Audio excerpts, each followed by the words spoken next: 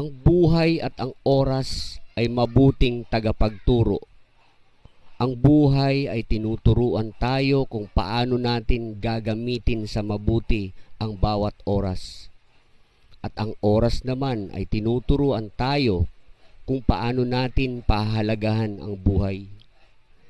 Tayo ang masusunod kung paano natin gagamitin ang ating oras. Tayo ang nagkokontrol ng ating oras. Tandaan mo ito, kaibigan.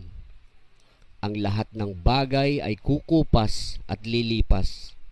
Kaya gamitin mo na ang iyong oras, galing at lakas, bago pa ito magwakas. Nagpapasalamat ako sa panonood at sa pakikinig mo. Sana ibahagi mo naman ito sa iba. Tandaan mo, kaibigan, mahal ka ng Diyos.